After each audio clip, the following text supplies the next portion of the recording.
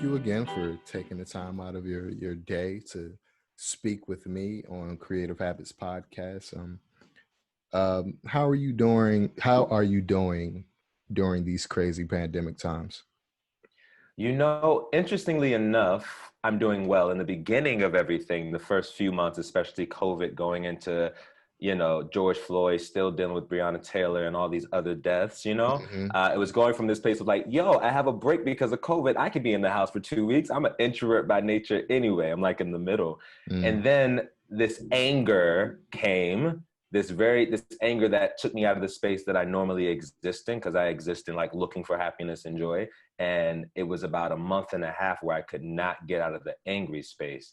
And Mm. then I had some cosmic mystical things happening that kind of forced me into a place of isolation, just to go inward to Mm. see how my role in the world as me has played a role in this big machine that, we are all trying to fight. Because I do think Mm. that getting to specificity of you and what's your purpose in it will open up space to have more joy. Because I don't think I want to die early because I'm stressed about all this stuff. I want to be purposeful every day. And so I'm doing well in this complex space, up and down every day. But I'm managing. I have art that is speaking about these things and creating.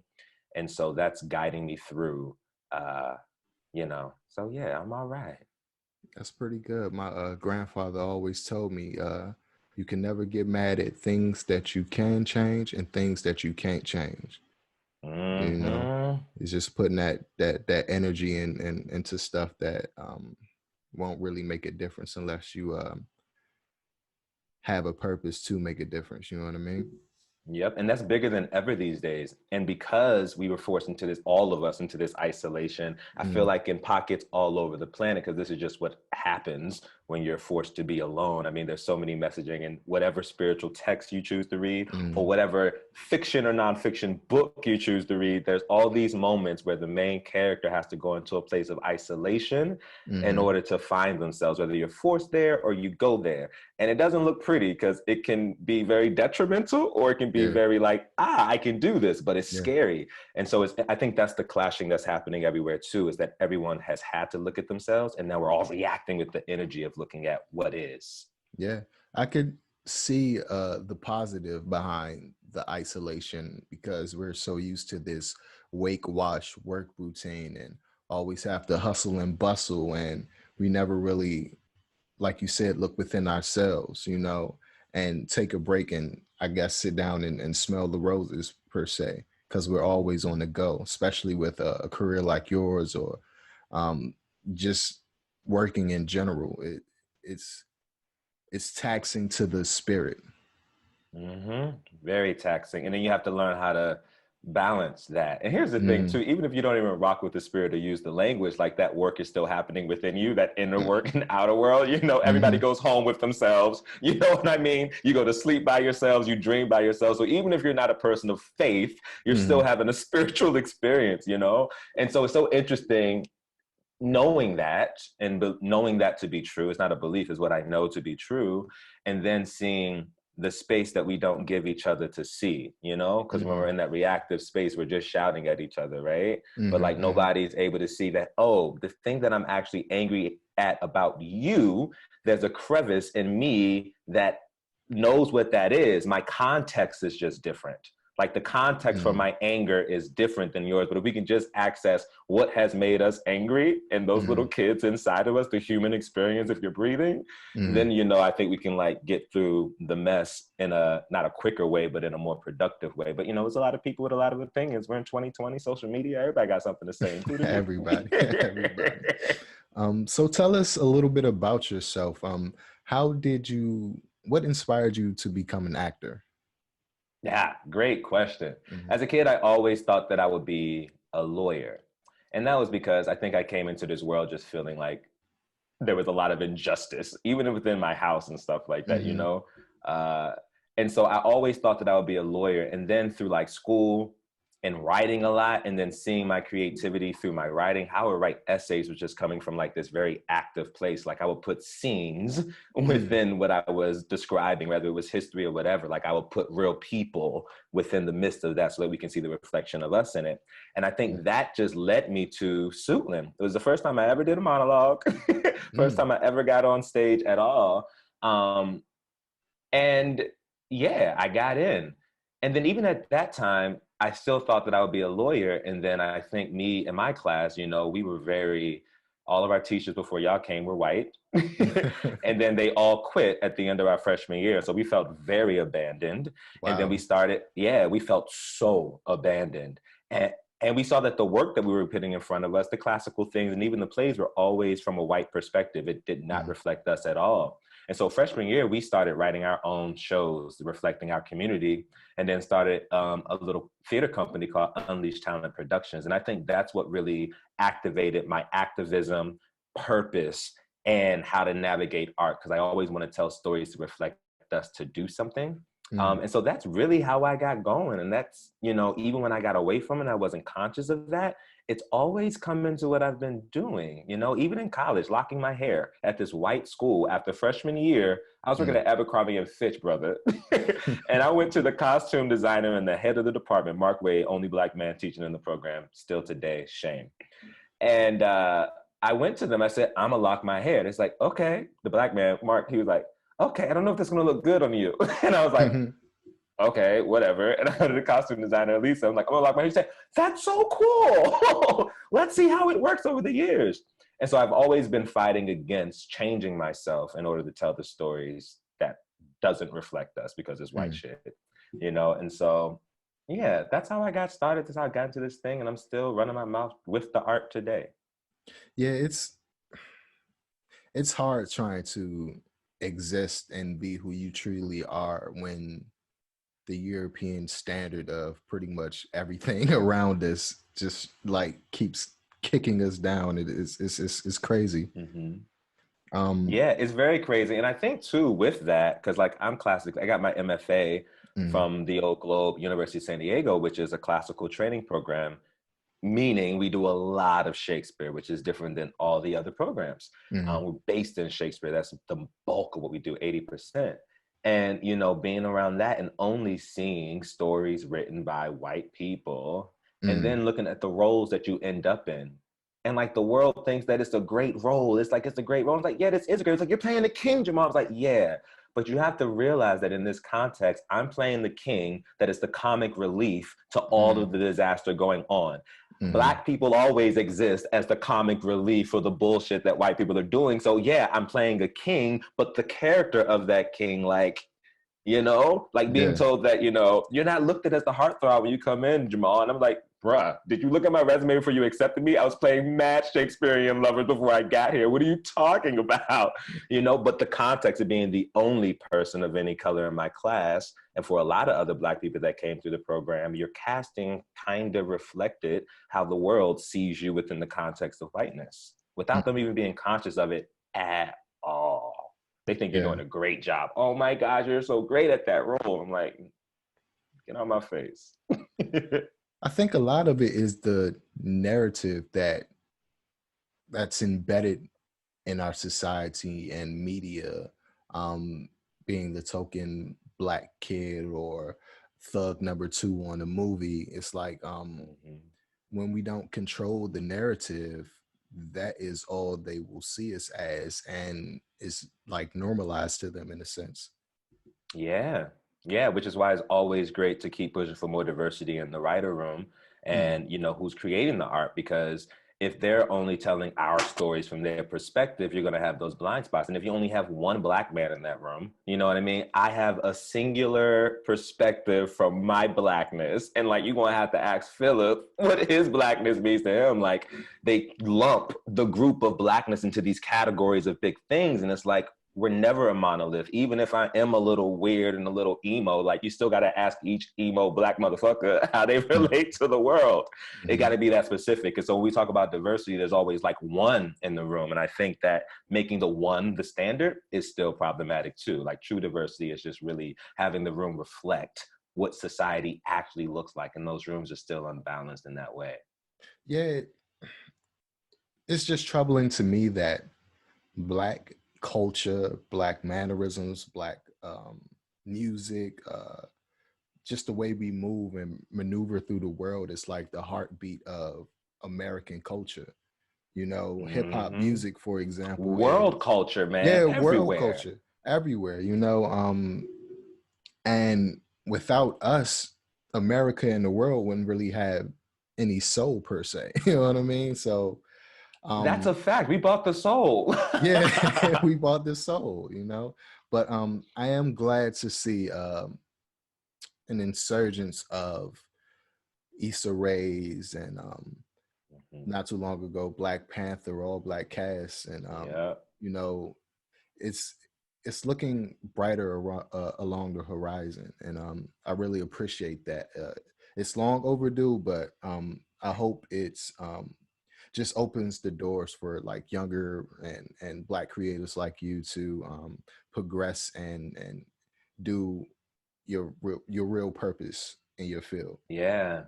We just gotta stay present in it because sometimes I think again going back to the anger because I can get angry. I'm just really good at keeping that at home so I can like go out here and be kind to people because I'm a nice Mm, person at heart, you know. mm, But the anger too can like stunt like how your purpose is working. Like the anger is there to activate action, right? Not to mhm, stay angry, you know. And mhm, so yeah, long overdue, but like it's happening now. So let's be active in what's happening now. And if we keep being active in the now, this progressively is going to now continue to get better and be great for all of us, you know?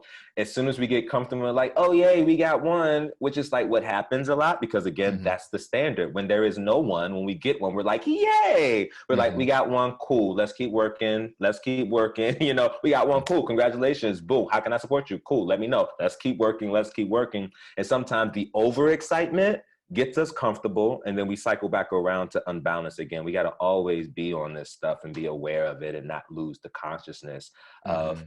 evolution and what our world looks like and being active in this thing. Absolutely, absolutely. So your first performance was at Suitland. Yeah. So actually, my first performance was I did do a play in middle school, but that was like a one-off thing, 2 week thing. Mm, So I would say that it was Suitland, and I played Oberon in A Midsummer's Night's Dream my mm, freshman year at Suitland. And my God, the fear that I had, even being cast in that, because I was the only freshman with a role of such magnitude within this piece, mhm, you know, and I did not know what I was doing, or at least I felt like I did, an imposter syndrome. And I didn't. I was a fresh, I was 14. I didn't know what I was doing. I was playing. And yeah, that really like ignited me because it was successful. I had a lot of fun. I brought me to it. I brought like a lot of, the Harlem Shake in there when he's mhm, getting possessed or whatever. It was really cool to be fun, have my afro out and be me within this Shakespearean world that I didn't relate to at the time. Yet I was intrigued by the language and felt like I had a place in that world somewhere that I was going to carve out, mm, rework the image of this shit. mm. So yeah, first performance, Suitland, first big performance, I would say. Um, Even though you have a lot of prestigious accomplishments academically, do you still hold any like underlying principles that you learned from Suitland and use that in your acting today? Absolutely. I think the gift of Clay, Yeah, Isis, yeah. the gift of her coming in when she did my junior year of college, I think changed the trajectory of how I looked at myself in the world because I had a teacher who looked like me, Mm, who came from a context that was similar to me, Native American and Black, mhm, and so there was like this soul that came with her. So in the most important years of high school, I think before you're about to go into the world, I had someone that was a teacher and a friend. mm, And that validated my presence and my voice because she never silenced our voices. Like we had a voice that was appreciated. And so I entered the world from the acting standpoint that my voice, my thought always mattered, mm. And That's so if I important. ever got into a space after that where someone tried to tell me what it was, I always was like, no, but we still got to process a little bit further because I don't understand what you're saying. So like, can we like talk a little bit more? Can we Mm-hmm. try this again? Actually, can I challenge that direction? Actually, I'm just going to do something real quick. Like, can I challenge that? And that's because I had a teacher in high school who embraced that challenging all the Mm-hmm. time and the conversation all the time. And so as an actor, that's how I exist in every space, like validating my voice and my right to speak up and trusting my gut if something doesn't feel right. Not just in the script, but like in the atmosphere that we're working in, you know? Mm. So I think that's the biggest thing that I took away from Suitland that I still carry in every space. Like I was just on the phone with Clay, like what, a month ago? Because I got a Mm. teaching gig that I got, and I was like, how do I do Nice. this lesson plan? How do Nice. I do this thing? And we were on the phone for an hour and a half going through it, and I got the gig, you know? And it was Nice. like so cool, you know, that's a resource for me still today. Like that's my homie, you know? Yeah. Yeah. So that was the greatest gift in high school that I take with me everywhere. Miss Clay, she made a safe space for us in that green room. You know, it was like a real Mm-hmm. sense of community, and she was almost like I would say a second mom, you know, and she would embrace you, um, she would encourage you, and if you ever did something that she wouldn't approve of, she wasn't afraid to say it. You know what I mean? Yep. Like she was Yep. so blunt, and actually she was my first guest on the podcast, and Yes. and I'm just glad she helped spark and develop the hunger for the arts in so many people, man. She was she's a great person. Yep. And then also what she sacrificed too. Like she was there so present for so many years beyond Hmm. where she had planned to, but she stayed because she cares about us, you know? And I Yeah. think that's the artist sensibility too. When you care about what's being awakened in the youth that you're teaching, Mm. and you say, all right, I'm gonna hold off on this, I'm gonna hold on. And then taking the risk after so long to say, I'm going back out there, Yeah. you know, back Yeah. into the industry. I'm passing this over. Like it's such a beautiful inspirational vision to have to see like your teacher grinding out here like you're grinding out here, and Hmm. you know it's so amazing to have that. And like that's a gift. It's a gift and not a mistake that all of us have that in her. It's not a mistake. Like we all met each other for a reason. Absolutely. So what's your philosophy towards acting? The truth is Mm. my philosophy towards acting. And let me break down the truth a little bit. I'm going to explore the idea. I didn't know this question was coming. But Mm. the truth of who we are, right? And so oftentimes, I think this is natural for most human beings, whether you realize it or not. Like shaming ourselves is like a Hmm. thing that we do, or judging ourselves is a thing that we just do. Somehow we learn it some way, somehow. And it's something that we do all the time. And so when you go to a character in a show, and you're reading on a page, something that comes in is shaming a human being on the page for who they are, how they exist, based on their context and their history. And so Mm. the truth is being able to look at a character that's not like you, finding where you connect and finding what's different and validating it as a human experience. And once you do that, then you can kind of through your being tap into this other being and tell the truth so that the audience can get the lesson that's Mm. coming spiritually through the written word to be presented to us. That's why we go to media, right? We go to media and we watch shows to see reflections of us, you Mm. know? Like you watch Avatar, it's a real reflection of us. You know, you watch any superhero story, it's a reflection of us. The superhero story is exactly what I say. You have this ego and then it's knocked down, you go to isolation, you find your purpose, you save the day on purpose, you Mm. know? And so getting to the truth of humanity is the thing of an actor, and being intrigued by that and being in the, I just teaching this monologue class and I was telling the kids that I want to awaken your sense of wonder about the person on the page. Mm. First, awaken the wonder about who you are. You don't have to get who you are. You don't have to understand all your emotions or your thoughts, but just accept that those things float through your being, and then look at the character on the page and wonder about what's floating in that being. You know, and Mm. that's how you get to the truth to present that character. It takes a lot of work because you got to get yourself out the way, and Mm. then sometimes the character will reveal things about yourself that you didn't know yet. You know, that's what the written word does, whether you're reading poetry, a play, a script. Yeah. So is that the method behind your process. Let's say there's a character who's totally unlike you. Um, Mhm. how do you process that character and put yourself in that character's shoes to bring that character to life? Yeah, so how I exist in life is the same way that I work, and so I go in first. I go into me first. Mhm. Um, they say this about, Denzel. Like Denzel is a personality actor. Like Denzel is Denzel and everything, yet he's Mm, himself within the truth of a different human being, right? mm, And then another reference would be like a Forrest Whitaker or Mel Streep, character actors who are always like, you can tell that this is a character that they're playing. mhm, Like the line between them and the character is very clear, because when you see that person in an interview, you don't hear that voice, you don't see that look, you don't see those things, right?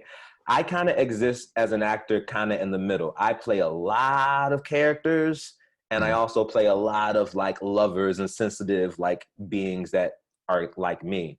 And so for me, I always, even when I'm doing the character stuff, I go inward first, and I mm, have to find out what sits with me, what relates with me. And then in the moments where I'm hitting the wall, that's where I feel like, chakras and things, like I mhm, feel certain blockages in my being. And then that will influence like a physicality, or like mm, how I stand, like where I'm feeling the energy, where the block is with the human on the page. And so I go inward first to find out how I relate.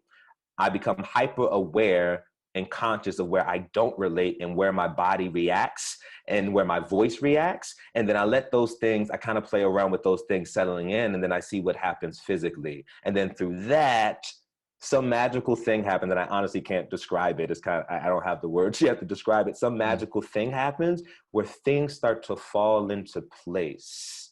mm, The body begins to connect to the voice, and you always get blocked where, like, for me, usually where I'm getting blocked is where the connection between me and the character where I thought was so different is mm, not.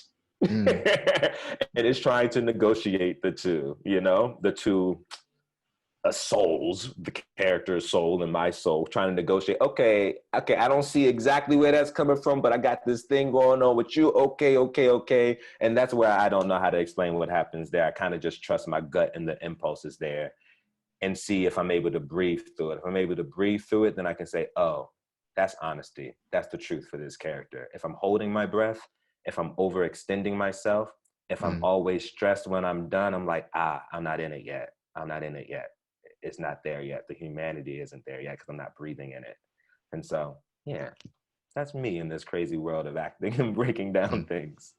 Um, this is just my personal belief. I believe that we all have many different past lives, and we can connect, and those lives are different in so many ways that whenever you're going into a role, you can meditate, you can think deeply about those past lives that you live, and you can pull from that and bring it to, I guess, the forefront of the character. You're speaking my language, bro. That's the experience. That's the experience. That's the experience. Like when I'm really working on some acting stuff, TV and film is kind of interesting in a different way, because unless where I'm at right now, unless I'm working on a film where I have a character that has a full arc, Mm, TV sometimes there's co-star and guest star stuff, and it's like a one-liner. It's like, okay, how deep you gonna get, mm, But there, I go into this place of isolation. Like even in the world, it's like I start to see things differently, and your dreams become differently, and like mm, your mm, dreams are connection to past lives too, because it's the moment where you're most present, and you go into this deep space of rest where you can mm, kind of see. I always use the analogy of working out, right? Like your muscles don't grow when you're in the gym, they grow when you're resting, right? mm, And so I mm, feel like that's how the spirit works as well, and that's how the information from past lives and things like that exists in scents and colors, or like not that color car, or like not going there today, like that mm, is how the past lives kind of like influence the evolution of your soul as it upgrades through these lives as well. And so I find that happening a lot, and especially with recent events in my life and looking back over my life, I'm mm, starting to see where those things have always been happening. mm, mm, And I love to enter the art that way, because I think the art for me is a spiritual thing, especially doing it very young in high school for by way of community outreach and doing political theater in high school, you know, Mm-hmm. that like spoke truth to power, like staging walkouts at Suitland, you Mm-hmm. know what I mean? When they wouldn't let us do our show, talking about things going in our community, like that heartbeat. And even that is a representation of like all these different human beings who have these past lives, and us being Black and knowing the history of that and that ancestry with us, feeling that heartbeat and thumping whenever I'm working on something, like the immediacy of that. And I feel weird about it sometimes, because sometimes people are like, oh, this is this basic stuff. And I'm like, nah, no, it ain't. Actually, no. Mm-hmm. So I definitely agree with you. That's a good notice. Let's stay on characters for a minute. Have you had any like super dramatic roles that was hard to shake off later on after the production was done?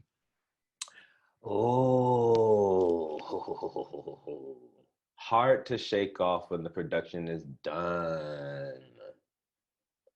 No, you know, that's interesting. I haven't. I think in the process, because I go into a place of isolation to work on things, when I go back into the world and I start to see things differently, I make it a point to really get with my family, get with my friends, and like shoot the shit just so I can remember what's real.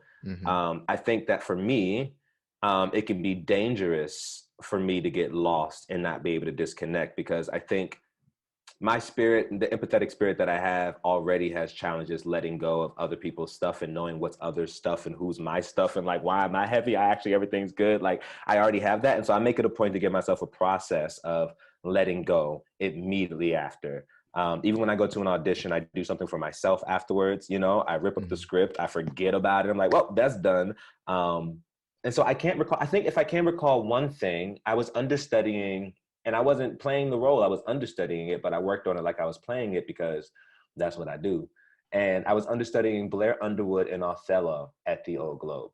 And that was something that was really, really interesting, because although he set the foundation for his Othello, and I went where he went on stage, my Othello was different, you know, because I worked on it. Like I picked up the nuances and the spaces in between and everything. Like it was juicy for me, because I'm always like the voice of opposition, right? And so I just love doing that. And that was the one that haunted my dreams throughout the process. I was able to let it go every day, but that guy would come up in my dreams all the time. And the reasoning why, as I'm piecing things together now in this moment, is because I think Othello really represents this shame and this world that, you know, creates this image of our emotions, our pain, our jealousy, our sensitivity, and we're made to be seen weak because of it. And so we don't have a safe space to actually share those things. And then when you have this white power dictating and navigating things in ways you don't understand, and then you think this is your boy, and then of course you would trust this person. You went to war with this person. Why would he not? Yet the world in the play shuns Othello. No one feels for him, right? Except for, you know, Desdemona, of course. And then you leave the play and everybody's coming to you afterwards saying, why is he so dumb? Why is he so jealous? Why would he believe? Like it goes again to like just Black people not being believed or being seen for their emotions or pain, because they're being lied and manipulated. And there's this psychology and this long psychological trauma. It's like, I think that's why that was haunting my dreams, because I think I saw myself in Othello in a way that I had never had, because I had only been in the judgy space of him and hearing that. And then I really start to see the complexities that we rarely talk about unless you're playing Othello and you're the Black man having the conversation about what's going on in his inner life and why he reacts the way that he does when the whole world closes down on him and everything he thought that he could trust, you know, started to look like everything he had to question. It's definitely a reflection of what a lot of Black people go through in society today. You know, art imitates life, and I definitely see how that character can attach itself to you. And someone said, the director said this, I'm not going to say his name just because, you know, we ain't going into that stuff. But he said at one point in the play, he said that this play to me is not about race, it's about jealousy. And when he said that, I was like, what? You know, like that rung. I was like, jealousy is a big thing. This is a jealousy thing. He's jealous of the man. I was like, wow, but like, yo, we really just strip the deep, deep stuff of this context. It's not, it's about jealousy. That's not the main thing that's about. Like, there's gender things going on here. There's like, you have these women being possessed by their men and making choices in order to possess the women that they are with. So there's a control there. There is this race thing because you have this a singular black motherfucker in the midst of this white world, seen as a hero, so put on a pedestal where he should be thriving, yet they put him on that pedestal and then eat him down. Kind of looks like the contrast of like having an Obama and then having a Trump, honestly. And so when I go back and I listen to that and I see what he was doing, and I don't say his name because I think he does recognize the race layers and the gender thing in there. I think this was a statement just to kind of connect the big idea he wanted to explore in the production. But that statement is what opened up so many more complexities. I saw the women completely different in that play. I saw the nuance of the deception and the manipulation in a completely different way. And I saw the complications of the conversation after that play. The reason why the world comments on it the way that they do. Like, the people who are shunning Othello looks a certain way. And the people who are like, doesn't even mention Iago. Like, oftentimes no one even mentions his manipulation and what he's doing. They're like, Othello is dumb. And I'm like, that's interesting. It reflects our world. It reflects our world. Definitely agree. Speaking of, I'm pretty sure there's a lot of no's in the acting career. When going to auditions or trying to seek out certain roles.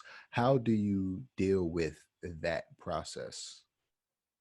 Yeah, it used to be hard for me in transition. And so transitions are always difficult because after college, I moved to a new city. So no's were hard because you need to pay bills and you need to find a job and you need to do things, and you're an artist. So money is never the main thing. Although it's like, I need to make money. I want to make money. It don't come as fast as you wanted as an artist.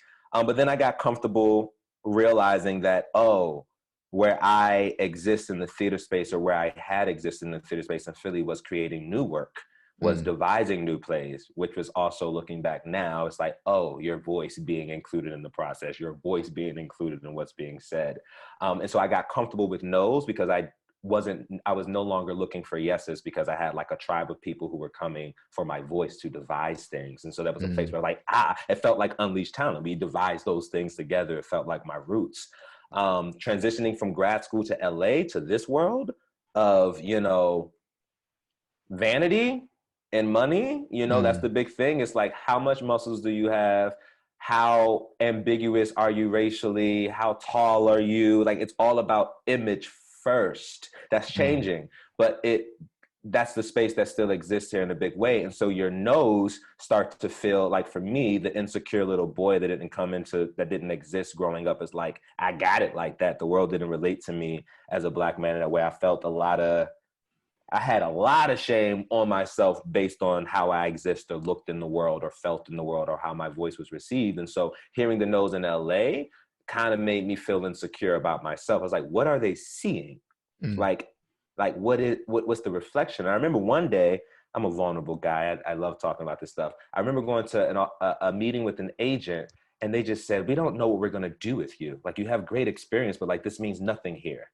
And it felt like everything that I've worked for, everything that I had been, and I knew in the moment that that wasn't the truth. But however, hearing that that's how I'm being seen, that my training, you're so talented, you're so great, I just don't know where you're going to fit in, It wasn't about my talent. It was all about image and about all these things of how I'm seen in the world. And I called my mom.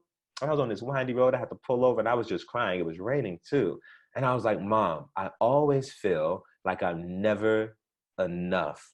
And that wasn't about the industry. That was just in life. That was in life. I always felt like I was never enough. And of course, that was a part of my own suffering, because the truth is I am enough. And nobody was making me feel that way. I think it was just this inner world of like feeling abandoned, from dad, and like feeling like always having to go out by yourself to figure out things or figure out how to do these things. And so the no's got really tough when I started to see that the no's, it wasn't about the gig. It felt like I was being denied.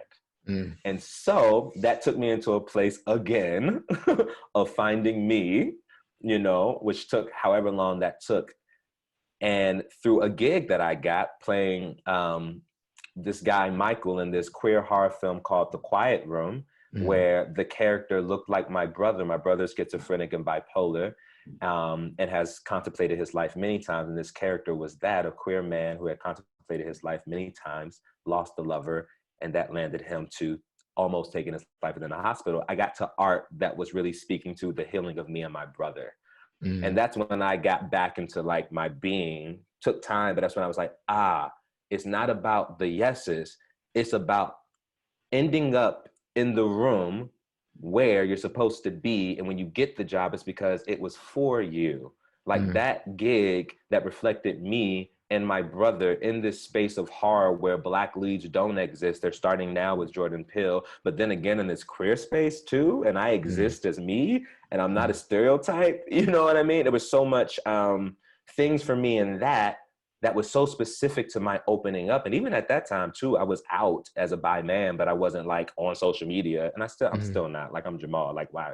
I don't get it why I would, you know? But that piece landed me that we did 40 festivals worldwide, you know? Wow. And I was at interviews in New York and in California and in different places, and, you know, talking about how I connect to this character as a bi man, how I connect with my brother who deals with mental illness, and exposing who I am. And that brought in this energy that showed me again that, oh, your purpose in this art world isn't to try to be or try to get their yeses, it's to say yes to yourself. And then the work will reflect that yes that you're saying to yourself. The law of attraction. You start to attract the things that are for you, the people that end up in your circle, your homies, like the conversations you're having, ends up in the writer's room. And that's when the no's started not to matter.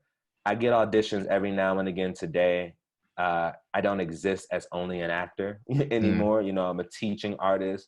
I'm on a board with this amazing organization I've been with since I was in college, working with youth that stutters in the performing arts, and creating a show with some alumni from that program. And so again, realizing that never go for their yeses. If you're going outside of yourself to be validated, you're off track. And so those no's were hard until I went back to say yes to myself. And that's when I got on track, because now I'm no longer seeking for a yes. I'm just existing, and the yeses come because they're supposed to be for me. You can't let other people define you. You defined yourself. Yeah. And that goes through I'm realizing that literally, that phrasing, that philosophy works whatever you do. As a doctor, as a lawyer, as a teacher, as a trash man, as a politician. Like, you know, if you go into like your work and it looks and it feels different, like you're not reaching outside of yourself, like it just becomes your world. And it's interesting how what you need to eat and survive kind of falls in an interesting way too. Like your needs begin to be taken care of, and you realize that the anxiety that you had because of the no's, when you start existing as yourself and things like that, like everything begins to fall into place miraculously, which is some woohoo stuff, but I'm finding it to be true. Finding it to be really true. What type of projects are you looking to work on in the future? Yeah, so I just, my great friend Kimi Ondo, she's a writer and wonderful writer. Check out Chinzu on Hulu. And so that's my homie. That's like my soul clone is what we called it. And we talk about everything under the sun. And there's so many stories that reflect us as people of color that still are not told. And so the projects that I want to, for instance, the projects that I mentioned her because she got me into this TV writing class that she gifted me.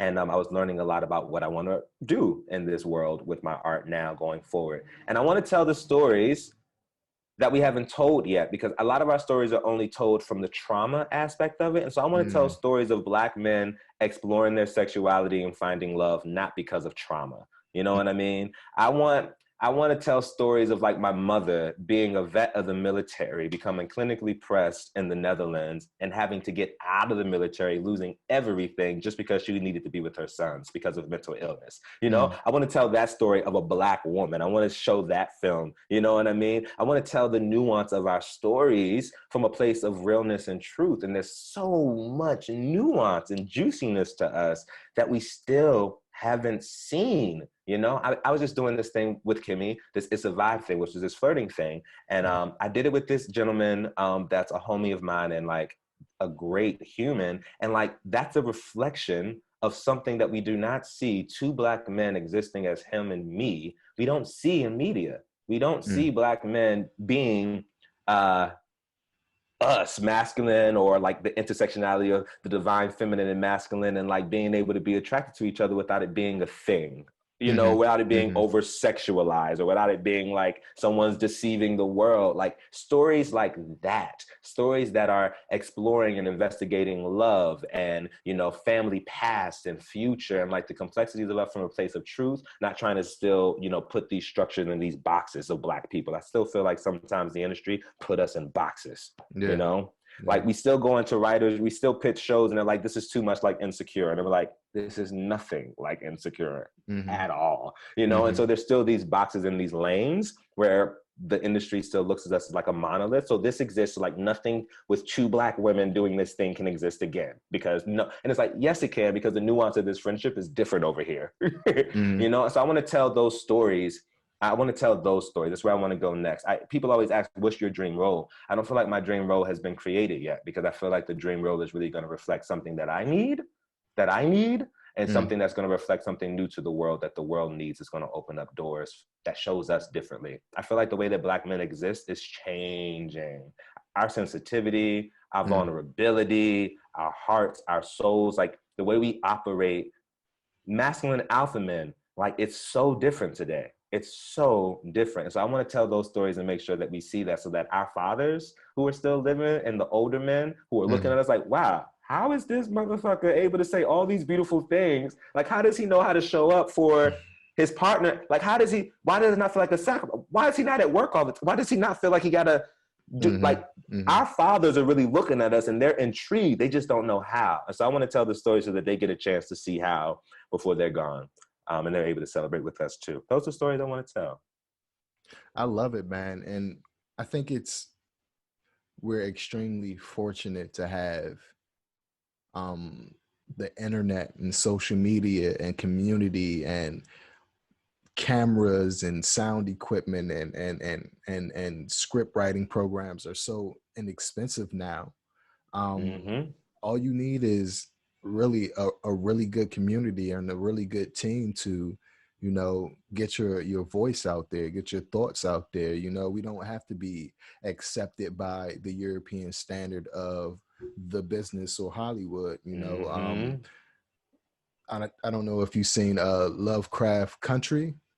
I'm on the 5th episode right now, halfway through. I am loving it. Just the fact that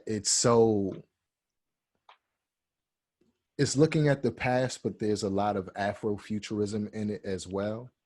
You know, I'm like a comic book buff, and we don't really see too many of us in the future or in comic books and stuff like that. And I really appreciate that we're able to get our voices out there. You know, it just takes a sense of community and just working together. And it's amazing, man. It's definitely amazing. And something about that show that has come up in this conversation about those past lives and like, you know, those souls and the work, like it's all throughout that storytelling, and you see the connection. I love how, you know, they're in the time that they're in, and then you'll have some hip hop come through, and then you have Bitch Better Have My Money, like actually looking and connecting ancestry throughout the generations and through now, and that connectivity, which is so real. And what's beautiful about this sends shivers through my body. My body's vibrating right now. What's beautiful about it is that there's this huge awakening happening on Earth right now. That's why it's happening. Like for someone to write that and for it to get a go on HBO during this time where everyone has to hear about it and see it, like the specificity of what's happening there. Literally, the billboard says Lovecraft Country, and then it says, take your legacy back. Yeah. Yeah. It's like, it's so interesting. There's this huge thing that's happening. You watch Michaela Cole's I May Destroy You. Same thing. Like the way that the stories that's being told in that, and the nuance of consciousness and forgiveness while still being in your messiness and the Yeah. pacing of what that looks like in that show is so, it's saying a lot to me about what's happening in the world right now. And there's so much information of us there, you know, over 400,000 years of stories to be told. Massa Musa, the richest black man in Africa, you know, they Mm-hmm. have Game of Thrones, but the amount of history and context within the African continent, we could have 1,000 different Game of Thrones on TV at I once, want you that know? to happen. I want that to happen. Yeah. Because like you're absolutely right. Our Games of Thrones, like the specificity of our Games of Thrones, like Yeah. you gotta um, write it. You gonna write it? I'm gonna try, man. I'm gonna try. Just do a little research. Speaking of the continent, you went to the University of Cape Town, right? To I did. what was that? What was that like, man? How was going home like? It was everything. A lot happened while I was there, and the program had just started when I started at Arcadia, so it was a very fresh program. I think we were the second group to go to South Africa. And, you Mm, know, as an actor, I always thought that I would go to London, like go to London, do the theater thing, right? And again, Western, you know, that influence. And then I saw Cape Town, I was like, no, that's where I'm going. And when I was there, you know, I studied theater and education while I was mm. there. And I learned a little bit of language, Xhosa, although I can only say details like in Xhosa. That's it. I didn't really learn it. That's all I can say. But like when I was there in theater and education, going back to Unleashed Talent Production, I ended up devising a show Mm, based on what youth in South Africa in that moment of now were going through about self-identity with these South Africans who were diverse, Black, colored, and white South Africans, to mm, create this show from scratch and then tour this show to schools and townships, schools in affluent parts of South mm, Africa, of Cape Town. And so I was doing the work that reflected, again, how I got started in this thing. And mm. so it was amazing to be in the midst of education, talking about things that speak to the spirit and the soul and going inward. And I didn't know it when I was doing it. I was not conscious of these things. Just the reflection back on what was happening then. Mm. That really, really was so invigorating being in Cape Town. And I was that person too that, you know, I left the Americans. You know, of course, when you study abroad, a lot of times Americans end up hanging out with Americans, you know, Yeah. and I would leave the group and hang out. I would seek the South Africans and the Cape Townians and be with them. And that, you know, taught me a lot, you know, that taught me a lot about brotherhood, you know, Mm. that taught me a lot about community. My first day off the plane, I went to a bar to have a beer. This Black South African came up to me and he said, yo, where you from? I'm like, I'm from the States, you know, Maryland. He says, what's your name? I said, Jamal. He said, why the fuck is your name Jamal if you're not Arabic? Mm. And I was like, and me and this guy got into a long hour and some change conversation over a beer, going back and forth over so many things in our world. He asked me, he said, do you think that the hoods in America are harder than the hoods in South Africa? And do you think the poverty over there is worse than the poverty over here? Like, what do you think about these things? And I said, what I think is if you're hungry and you don't have a roof over your head and you don't have a place to call home, then you're homeless. I don't think we can quantify struggle in the midst of like, I don't have food over here, I don't have food over here. I think that's the Mm. problem that disconnects us as people around the world, and especially about Black people. And I had never been in a situation, especially out of my cultural context in a new country, you know what Mm. I mean, where we're looked at a certain way, you know, where I was first day having these real conversations that ended in us hugging each other and Mm. laughing while people around us were like, oh my gosh, what is going to happen? And so South Africa did a lot for me. It connected me back to the earth. I went to Botswana, Zambia, Zimbabwe, walked with lions. I camped out for 10 days in different places every night, pitching my own tent, Mm. carrying a jug of water. And I was not a nature person, and I was not an animal person at all. However, I walked into my fear, and I started to see the world differently. And I think that also changed me as an actor because my senses were different. Like everything, like sense, nature, Mm, sounds, everything became more alive. Going to nature and being forced into that, not forced, I made the choice to walk into the place where I was always afraid of. And so South Africa presented to me what my fears were, presented to me a pathway to walk through my fears and get to mm, like, oh, if you walk through the fear, you realize that the fear was always a construct that you projected on yourself. And mm, you have more limits. You have your vision for your life is actually boundless. You're bounding yourself with your fear. So that's what I learned in mm. South Africa. That's that's definitely interesting. It's almost like you when you travel, your perspective is broadened, and I don't want to say you're no longer an American, but you don't think like an American per se anymore. You know, it's like your Yeah. mind expands. And you have the choice to still be stuck in that. And I think it's depends on where you're at in your journey.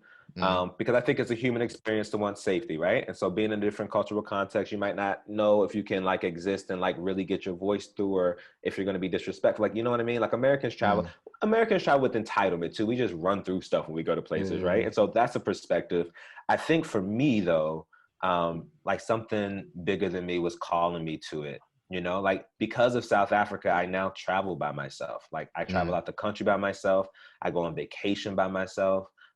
You know, I went to New Orleans by myself a year ago for a week, and it was glorious. You know, Seattle, Washington, and so I think traveling can do that for you, mm, but being alone in places that are different too will teach you the most. Is when you're alone in a different place at a coffee shop talking to a stranger that you might not have had a conversation with, where I mm, learned the most. I've been at tables with like a 90-year-old, you know, or like I've been at a table with like a 20-year-old, or like so many different types of beings sitting with the coffee, and then somehow energy connects and they ask just one simple question, and that awakens a conversation where you're seeing a human being that's so different than you, but you're mm, seeing them. You're seeing them. And I yeah. think that comes from a place of, again, you got to go. I think either you got to hear that call or you got to go inward first. And when you operate in the world, you're just sensitive to like, oh, this energy here is intriguing. I can ask this question, you know? Yeah. I think basic human instinct is to find that community, you know, Mm-hmm. because to our purest form, we're basically tribalistic in a sense, you know, Yeah. um, whether it's religion, whether it's political class or whatever, you know, Mm-hmm. we're all basically tribalistic in a sense, and Yeah. it could be a detriment and it could be good at times, but you know, that's who we are as people.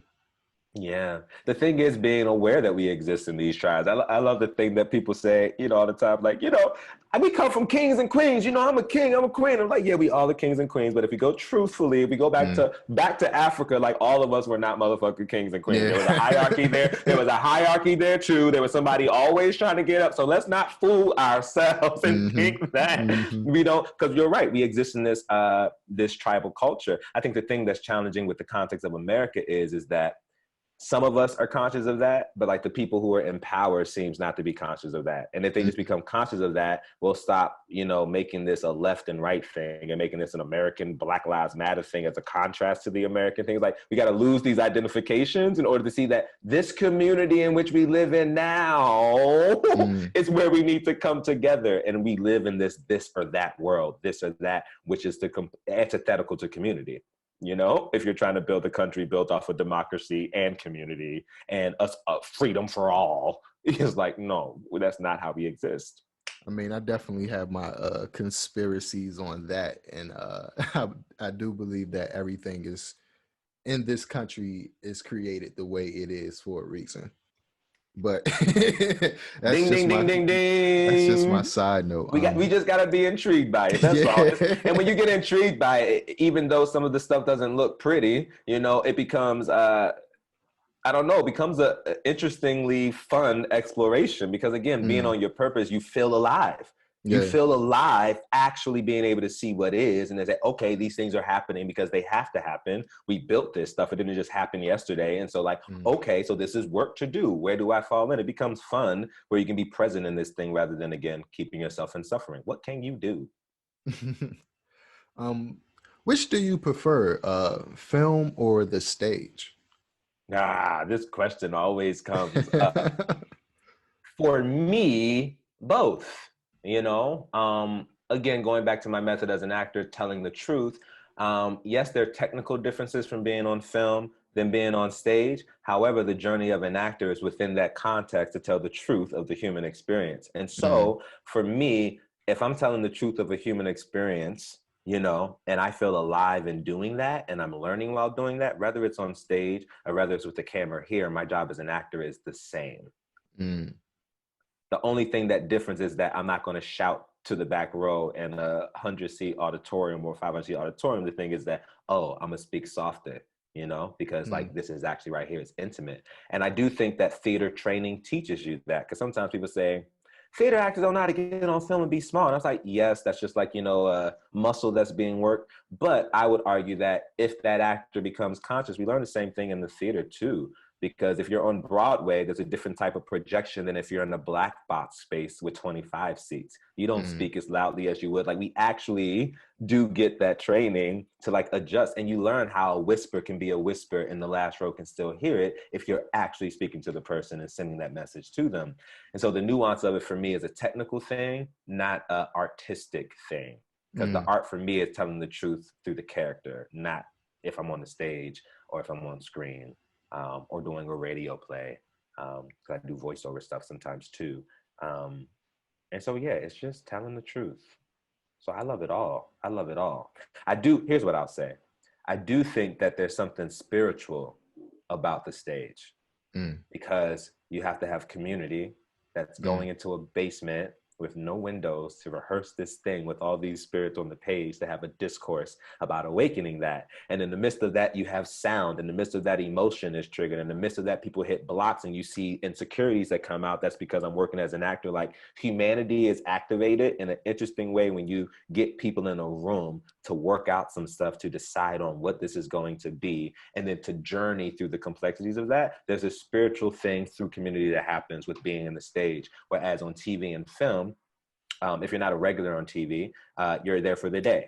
You know what I mean? mm, Or if you're a guest, you do a film, you might do a film in 2 weeks, you might do a film for 6 months, depending on, or years, depending on the complexities or what it is. However, like, you leave that and you never go back to it again. You know what I mean? And like, you mm, get there, and you sometimes meet your lover the first day and you're shooting the love scenes.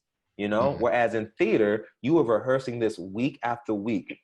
You're figuring out the character, but you're also figuring out how you feel comfortable as a human with this person, so you have to negotiate and communicate in a different way, and there's time and space to do that. And so I think the spirituality is awakened in a different way on the stage. And then you have an audience that you yeah, can feel the vibrations from every night, yeah.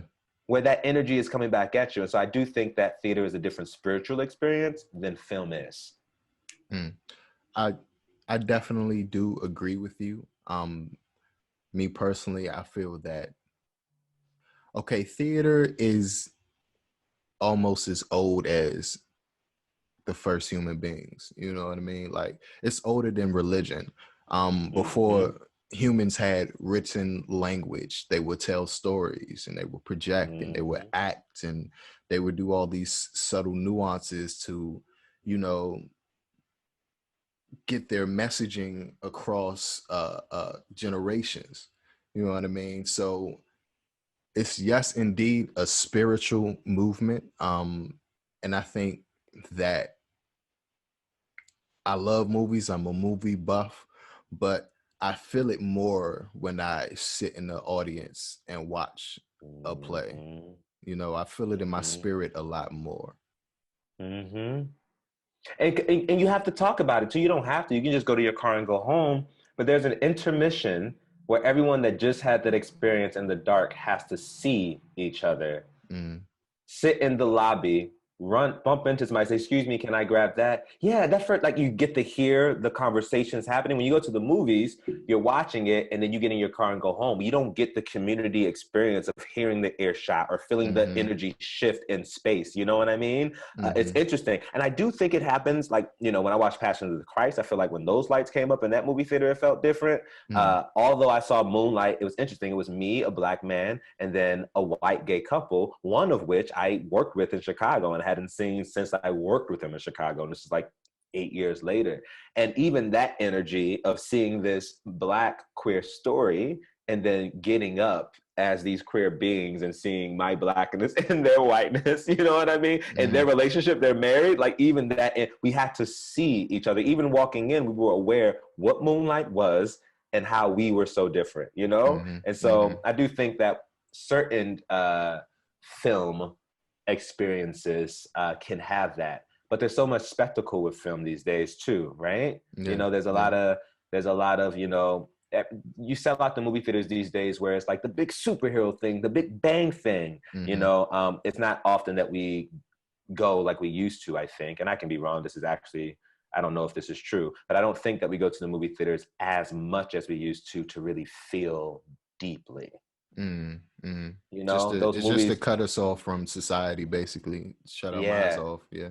yeah. And so I always find when I go to the theater to feel deeply, it's a lot more seats open. You know? Yeah. So, just a last question for you. What advice would you give a young 14-year-old Jamal just entering Suitland High School? Out of all of the knowledge you've gained today, what advice would you give a young Jamal? Uh, that perfection isn't real. Mm, I think I missed a lot. The moments that I miss in my life still today is when I'm focused on being perfect. Again, it's outside of myself, it's being perfect so that the perception and the response that I get back is a reflection of the hard work that I did, right? mm-hmm, Like giving to get. So I'm going to get this role right, not because I want to awaken this human, but because I want this professor and I want this audience member to laugh and I want them to know that I can act and cry on the stage. Like there was all these other things that were more ego involved when I was mm, 14 um, than exist at all today, you know? And so I think that it would have felt more artistic and more freeing to be at 14 if I would have gave my position to do such. But I didn't mm, know. I think I wasn't supposed to know, you know, because if I knew it then, I don't think I would have had the journey that I've had. Of course, I wouldn't have had the journey that I've had now. But that's what I would go back and tell. And that's what I tell the kids I'm working with now. I just got finished teaching some high school kids in Hartford. And I was telling them again, awaken your sense of wonder. And whatever you have inside you right now, everything you need to play any character is inside of you right now, because everything that you need to play any character is based on your consciousness of humanity and how we operate within these roles in the world. And if you're conscious of that, then you will always have a wondrous mind seeking out and seeing the way that we behave and the mm, patterns that we engage in. We all do. They're all different. So it's not a good or bad thing, better or worse thing, I'm better than you thing. It's just this awareness, but it comes from how you see, how you hear. And so I would give myself the same advice I give my kids today. You are enough. Your thoughts are enough. And even if you feel like you don't know, that's juicy. Like you don't have to have an answer. You mm, don't have to know. That I don't know, the fact that you can say I don't know and mean it because you don't know and recognize that, that's awakening consciousness. And then stuff starts to fall in when you can say I don't know. And I praise my kids when they say I don't know. And I realized that when I was younger and I didn't know the answer in class, I wasn't praised for it. Now I realize that the I don't know is where you explore. That's mm, actually the education, giving the student the information that they need to explore, mm, even through history, looking at facts and then looking at the facts, and then how does those facts based on history reflects in how we play these roles today. That awakens the juiciness that's going to guide you to your career, you know? mm, And so I love to awaken the sense of wonder with my kids. And so I would go back to the 14-year-old boy and say, yo, explore more. Perfection is not real. mm, Like you don't got to impress nobody, mm. not even yourself. That's heavy, man. That's heavy and beautiful at the same time. So do you have any socials you want to give the people so they can look at your Yes, yes, work yes. or contact you? Absolutely. Absolutely. So my social medias are running right now, but I'm not on social media right now. But you can Mhm. find me at I am Jamal Douglas on Twitter and Instagram. That is at I am Jamal Douglas. Like I'm introducing myself. Hi, I am Jamal Douglas. So easy to find me there. I'm also one of three wonderful beings on a podcast called Living Millennial, with Brittany and Mandisa. And you can find us on all podcast listening services. So Apple, Spotify, Anchor. You'll find us Living Millennial Podcast. You can also find us on social media as well. That same handle, Living Millennial Podcast. And yeah, that's me. I'm in LA doing my thing. I'm always open for a conversation. And so hit me up. I love talking to people and getting to know people that I don't know. And so, yeah, it'll be great to communicate with your audience. Sweet, man. I'm definitely going to check out Living Millennial Podcast. And I just want to thank you again, brother. Thank you for joining me. I appreciate you. I appreciate you. Check out Living Millennial Podcast. And this is what I love to do. I listen to podcasts. I don't know what you do. I Mm. always start currently and then I go back to the beginning. Because you know, Yeah. with podcasts, you grow. Yeah. And so Yeah. start on this current season. We got 3 episodes up right now, and then go back to the beginning. Because this season, all the seasons have been cool, but this season is with the time that we're in, the Yeah. conversation is a little different. And Yeah. I like that to be the end from my perspective. Absolutely, man. Thanks again, brother. Awesome. I appreciate you. Take care of yourself, and I hope to see you soon when the world's open back up and things are safe. Perfect. Perfect. Absolutely, man. Absolutely. Where are you right now, actually? I'm in DC. Oh, you're in DC. Okay. Yeah, I'm in I'll DC. hit you up. We'll figure Yeah. out something in life.